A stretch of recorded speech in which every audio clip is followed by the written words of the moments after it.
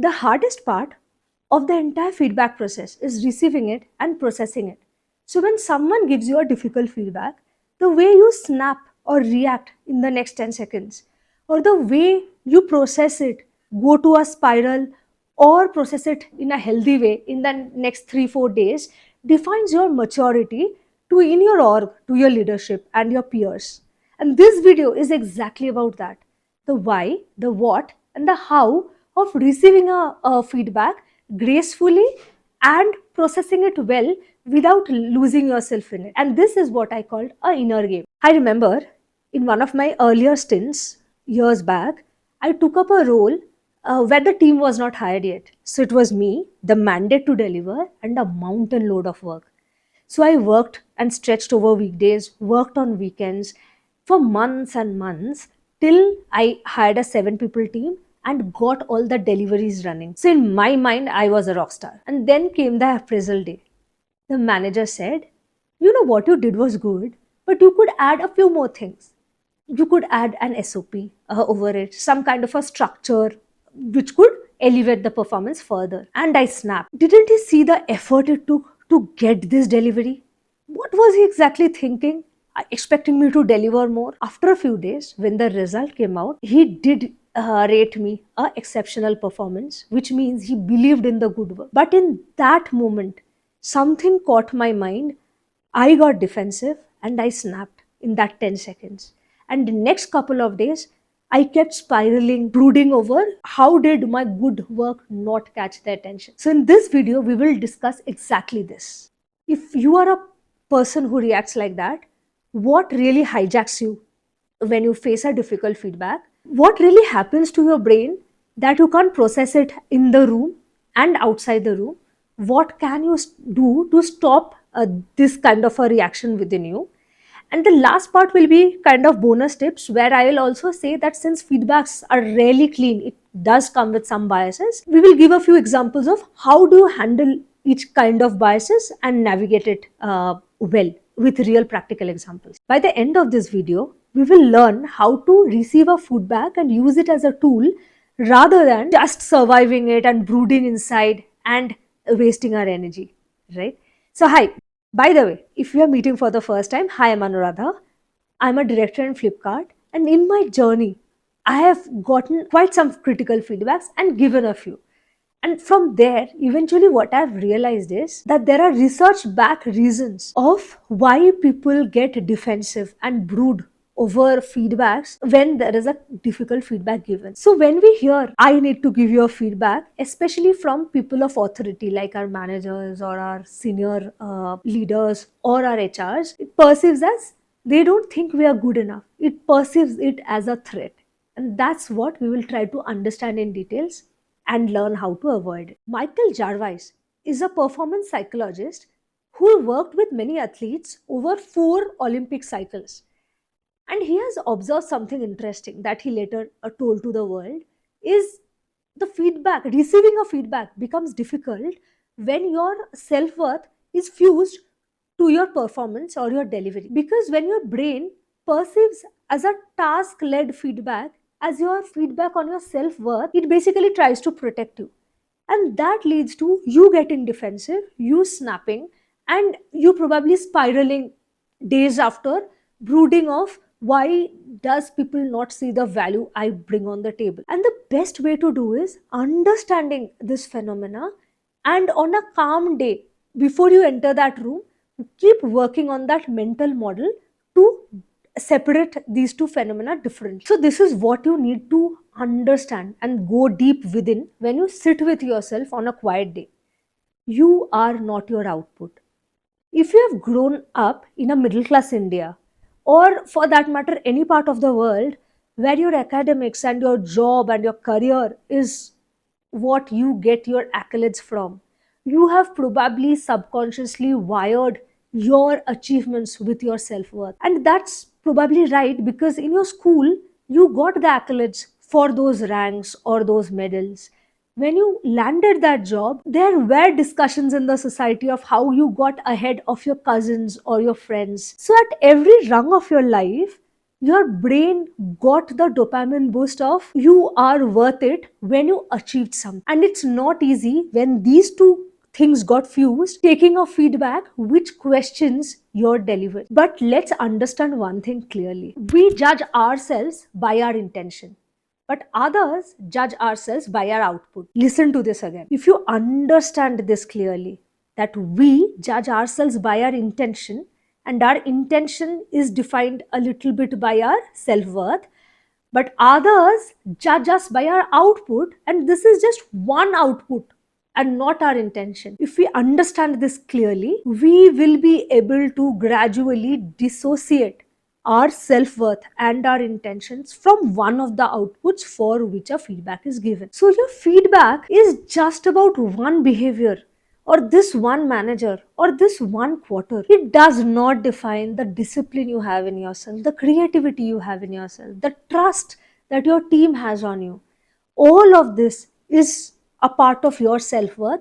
This one feedback is just one critique about one output that you delivered. So if you still struggle to get around this, you should sit with yourself and ponder probably on, why do I keep mixing up these two? What really happened in my past that makes me think that this feedback is an attack on myself?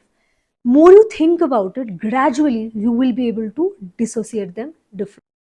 Now that we have trained our subconscious mind to think differently and it's gradually getting wired to understand the difference, here's what you need to do when you enter the room for the feedback.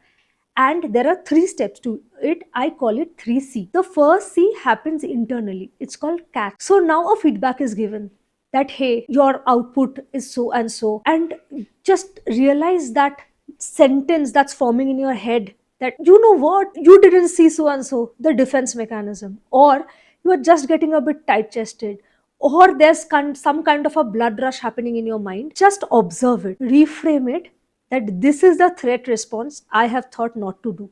You still are just thinking in your head, you don't say a word, just realize it. Once you realize it, it's an amazing thing, it gradually loses its power. In parallel, just take one breath as you listen, right? If you need a couple of more seconds to get yourself in grip, ask with a follow up standard question. Can you explain more? And they will keep explaining, and you'll get probably a 30-45 seconds or a 1 minute to get yourself calm down. Just tell your brain, we promised ourselves we will listen to it more carefully while you prepare for a calm conversation. So this first part is called catch. The second part is be curious. So typically when someone is giving you a feedback, typically the answers that we blurt out is, no, I didn't mean to do that, or you know what I was trying to do. See, we have already learned it before. You know your intentions best. They are not evaluating on your intention. What they are evaluating on is the output they have seen. And that's a thing that you don't know yourself, that when you land something, how does it look from the third person's perspective? So that's an important thing that you need to get as a tool. And just to know that, just be curious and ask out loud more specifics about the topic. So I'll give you a few examples. Suppose someone is giving a feedback which you're not able to understand. It's a bit of a vague. For example, if they're saying, you have to be a little more strategic, ask something like, can you give me more specifics of where did I miss that? That kind of improves the conversation. Or there may be a example of, say, they are going a little vague and you are not able to understand what really went wrong. So suppose the feedback from one of your peers is, you did so and we did not take it well. Just ask a follow-up question with, what impact did my behavior leave on, say, your team, yourself, or whatever, right? Ask for that specific. There are a list of situations where there are very typical questions that help answer these situations. If you need that ready reckoner, I have a complete learning guide of how to take a feedback. Comment below and I'll share you the feedback. Right? But the summary is, when you don't defend yourself, you already show the intent that you want to learn more, and the giver of the feedback can get some options to give you more specifics in the way you want. The third part once you show your curiosity and they give you the feedback, the third part is calibrate, where you take a pause before you pivot. So even once they give a feedback and probably the conversation is over, don't rush into a conclusion that you are right and I need to change myself, or I don't care, I don't think this resonates with me. No, just pause and pivot. How do you do that? See, there are two outcomes that can come out of it. Either there is some kind of a signal in it, or the feedback was complete noise. How do you understand that? A signal is typically very pointed factual inputs by someone who has worked with you and seen you, and overall intention is for the good, right? Versus a noise is complete opinion, where you can't find, in spite of being curious, asking those leading questions, you don't find a definitive example to work upon, right? So once you flesh out, if you get a signal, say that I've absorbed it, I'll come back with a follow-up questions, or absorb and say that I have already absorbed, and I'll come back with some kind of what you think is right as a second part of discussion. If it's complete noise, acknowledge the feedback and say that while we agree to it, let me absorb, because there are some point of differences, let me absorb and come back with what I think. That ends this conversation on a positive note, rather than you snapping it and then later feeling embarrassed. Second, it saves you from that spiral of brooding over it. What did that person say? How does it even make sense? It's a more matured way of dealing. And of course, a couple of days back, you can choose to go back and say what you plan to do differently, or that at this moment, you thank them for the feedback, saying that, right now, probably it's out of scope to work. So these are the 3 C's, remember. First, catch, and then be curious out loud, and then calibrate and share what you think out of the feed. But now, the most important part that I promised you upfront, where I said that I will give you certain real life examples, because mostly no feedback is either a clean signal or a complete noise. Typically, it's a murky situation. So, how do you go about it? What are those real life examples? A few of them, and typically, what are my responses to it? So, the first example is when your manager gives a feedback, say, "Hey, Anu, you look very aggressive nowadays in a couple of meetings, and it comes out as a bad skill." You may be confused as to, is this a signal or a noise? As in, probably the male colleagues you have seen have shown the similar behavior, and they were labeled as assertive, right? My first suggestion is, don't put a label, at least not yet. Be curious, ask the right question. What you can ask him is, you know, can you give me specific examples? Once he gives examples, if you still have questions, probably draw a parallel, example, and say that, I saw Asim or Manoj or whoever it is, I saw him giving one more feedback, which in my mind seems similar. Can you explain me what you see differently in that example versus this, so that I understand what it looks from outside to what I do? Hear him, because it's important to know. We sometimes don't understand how does our face react or how do we react. We think we deal it in a certain way, the output might be different.